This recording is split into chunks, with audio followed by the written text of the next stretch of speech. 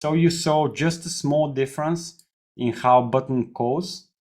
So if he's calling slightly more, we shift our strategy from 3-bet shoving 80% to 3-bet non-all-in 80%.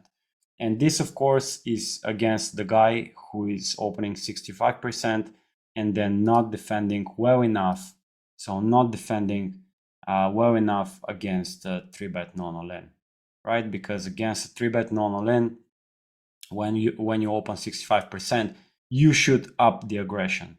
You should start shoving more suited aces. You should be shoving more of these suited hands, but nobody does that, really. Nobody 4-bet shoves queen jack suited in position, right?